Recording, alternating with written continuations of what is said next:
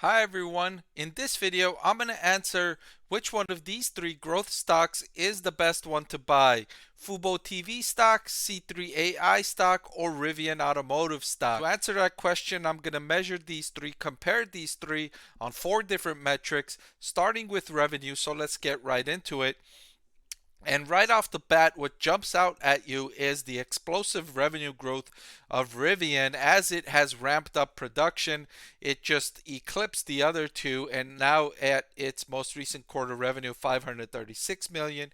You can reasonably expect this revenue growth to continue jumping higher as Rivian ramps up production because it's got a backlog of orders right now. It's got customers waiting in line to get its cars. So this initial phase of growth is going to come easier for Rivian than perhaps in the longer term as it fills in these backlogs. Fubo TV also experiencing very nice revenue growth, jumping to 224 million as consumers have preferred to switch to streaming content versus traditional cable, and that's going to continue as well. Meanwhile, C3.ai coming in at the lowest. It's the smallest company at 62.41 million.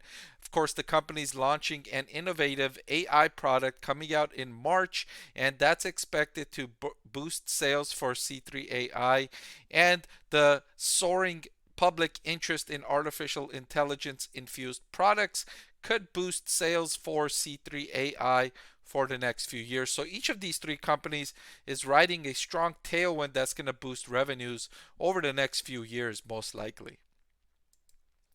The next metric I wanted to look at is operating margin over the trailing 12 months. And I wanted to see where these companies were at in terms of operating margin. They're all negative here, negative 50% for Fubo TV, negative 92% for C3.ai, and negative 716% for Rivian as it's still in its earlier stages of ramping up production.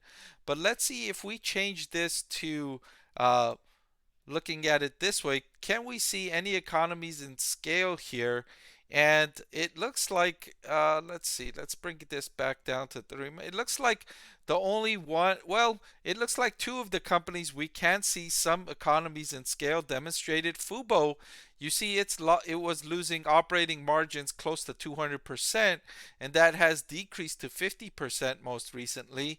C3.ai, meanwhile, is moving in the opposite direction. Its operating margin is getting worse as it's growing revenue, and Rivian is actually getting better as it's ramping up production. It's bringing in some sales to cover some of those fixed costs. But how all of these are companies that are losing money on the bottom line. They're likely to continue doing so, but it looks like Fubo is the closest to profitability. The next metric I wanted to look at is cash flow from operations to sales. And again, looking at the same thing I was looking at in operating margin, is there any evidence of economies in scale? And for Fubo TV, again, we're seeing that as revenue has grown, excuse me, its losses in this metric are decreasing, negative 37.4%. That means out of every $100 in sales, it's costing Fubo $137. So not as bad as the other two. C3.ai again moving in the wrong direction, and Rivian getting better as it scales. If Rivian continues at this pace, it could be, very, very soon, it could turn this metric into positive territory if it keeps ramping up like it has been. Meanwhile, Fubo has kind of hit a peak and is moving downward in this metric, so it hasn't really made and much more progress in this regard other than the progress that it made up until early 2022 in January. Finally, I wanted to look at valuation comparing these three in terms of the forward price to sales ratio.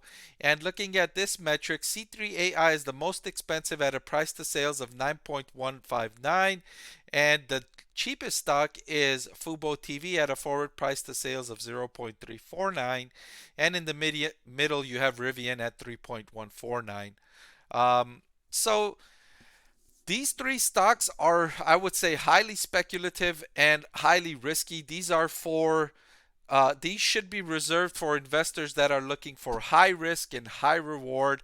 These are stocks that have yet to prove themselves. They're basically trading on potential. Most of their value right now is just in the potential for what they could be a couple of years down the line. And so, based on what I know about these three so far and their progress so far and their potential for the long term, I would say Rivian is the best one of these three stocks to buy right now.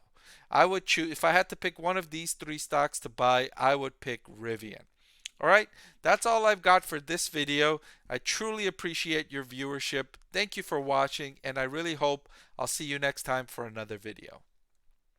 I want to thank the Motley Fool for sponsoring this video. Visit fool.com/parkev for the 10 best stocks to buy now.